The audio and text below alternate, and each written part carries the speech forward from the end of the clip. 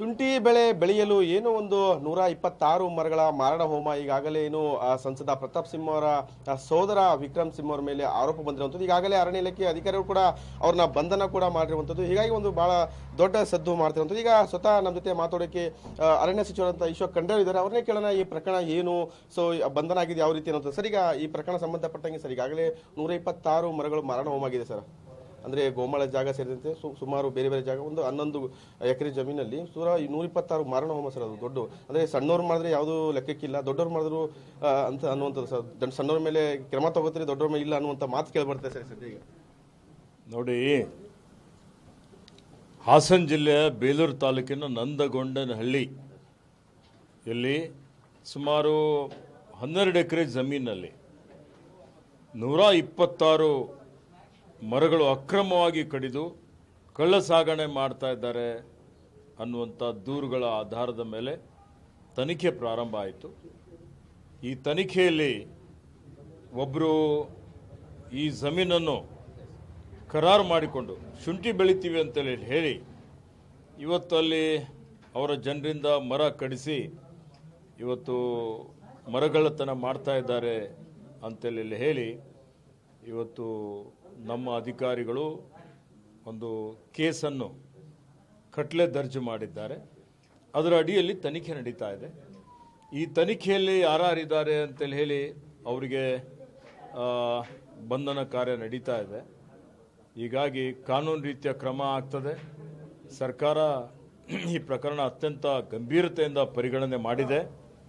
ಒಂದು ಕಡೆ ನಾನು ಮಂತ್ರಿ ಆದಮೇಲೆ ಮಾನ್ಯ ಮುಖ್ಯಮಂತ್ರಿಗಳ ನಿರ್ದೇಶನದ ಮೇರೆಗೆ 5 ಕೋಟಿ ಸಸಿ ನೆಟ್ಟಿದ್ದೇವೆ.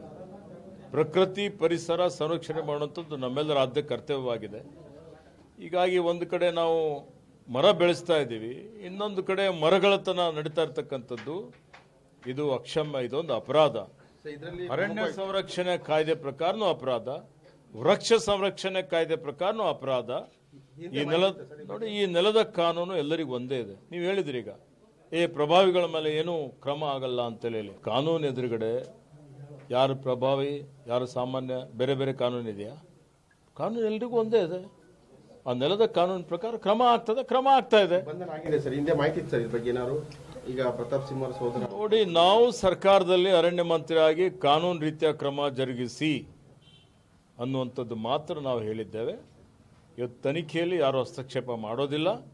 ಅರಣ್ಯ ಅಧಿಕಾರಿಗಳು ತನಿಖಾ ಏನು ಮಾಡ್ತಾರೆ ಆ ಸಂದರ್ಭದಲ್ಲಿ ಏನೇನು ಸಾಕ್ಷಿಗಳು ಅವರಿಗೆ ಲಭ್ಯ ಆಗ್ತದೆ ಅದರ ಪ್ರಕಾರ ಕಾನೂನು ರೀತಿಯ ಕ್ರಮ ತೆಗೆದುಕೊಳ್ತಾರೆ. ಅವ್ರ ಕಾನೂನು ರೀತಿಯ ಕ್ರಮ ತೆಗೆದುಕೊಳ್ಳದೇ ಇದ್ದರೆ ಅವ್ರ ಮೇಲೆ ಕ್ರಮ ಆಗುತ್ತೆ. ಸರ್, ಈಗ ಪ್ರತಾಪ್ ಸಿಂಹ ಸರ್ ಅಂದ್ರೆ ಕಾಂಗ್ರೆಸ್ನವರು ಬೇಕಂತ ಟಾರ್ಗೆಟ್ ಮಾಡಿದ್ದಾರೆ. ಎಲ್ಲ ಸಂಸದರು ಬಿಟ್ಟು ನಮಗೆ ಟಾರ್ಗೆಟ್ ಮಾಡಿದ್ದಾರೆ ಕಾಂಗ್ರೆಸ್ ರಾಜಕೀಯ ಅನ್ನೋ. ಈ ಕಾಯ್ದೆಯನ್ನು ಬರೀ ಕಾಂಗ್ರೆಸ್ನವ್ರು ಮಾಡಿದಾರ? ಈಗ ಲೋಕಸಭೆ ಸಂಸದರಿದ್ದಾರಲ್ಲ ಪಾಪ, ಅವರು ಹೋಗಿ ಮತ್ತು ಲೋಕಸಭೆಯಲ್ಲಿ ಕೆಲವರಿಗೆ ಇದು ಕಾಯ್ದೆ ಅನ್ವಯ ಆಗೋದಿಲ್ಲ ಸಂಸದರ ಪರಿವಾರದವರಿಗೆ ಅಂತ ಹೇಳಿ ಮಾಡ್ಕೊಂಡು ಬರಲಿ. ಏನು ಇವತ್ತು ಈ ರೀತಿಯಲ್ಲಿ ಹೇಳಿಕೆ ಕೊಡ್ತಾರೆ ಅಂತ ನಾನು ನಿರೀಕ್ಷೆ ಮಾಡಿರಲಿಲ್ಲ. ಅವ್ರು ನಿಜವಾಗಿ ಅವರಿಗೆ ಅರಣ್ಯದ ಬಗ್ಗೆ, ಈ ನೆಲದ ಕಾನೂನು ಬಗ್ಗೆ ಕಳಕಳಿ ಇದ್ರೆ ಕಾನೂನು ರೀತಿಯ ಕ್ರಮ ಜರುಗಿಸಬೇಕು ಅಂತೇಳಿ ಹೇಳಬೇಕಾಗಿತ್ತು ಅವರು. ಈ ಪ್ರಕರಣದಿಂದ ಸಂಸದರು ಇದ್ದಾರೆ ಅನ್ನುವಂಥದ್ದು ಸರ್ ಮಾತು ಕೇಳಿ ಬರ್ತಾ ಇದೆ. ನಾನು ಇದ್ರ ಬಗ್ಗೆ ಪ್ರತಿಕ್ರಿಯೆ ಕೊಡೋದಿಲ್ಲ. ತನಿಖೆಯಲ್ಲಿ ಎಲ್ಲವೂ ಬರ್ತದೆ. ತನಿಖೆಯಲ್ಲಿ ಯಾರ್ಯಾರು ಇದ್ದಾರೆ ಅವರೆಲ್ಲರ ಹೆಸರುಗಳು ಬರ್ತವೆ. ಯಾರು ಎಷ್ಟೇ ದೊಡ್ಡ ಸ್ಥಾನದಲ್ಲಿದ್ದರೂ ಈ ನೆಲದ ಕಾನೂನಿಗೆ ಎಲ್ಲರೂ ಸರಿ ಸಮಾನರು. ಈಗ ಸೊ ಇದು ಈಶ್ವರ ಖಂಡ್ರೆ ಅವರ ಮಾತು. ಕಾನೂನು ತನ್ನ ಕೆಲಸವನ್ನ ಮಾಡುತ್ತೆ, ನಾವ್ಯಾರು ಹಸ್ತಕ್ಷೇಪ ಮಾಡಲ್ಲ ಅಂತ.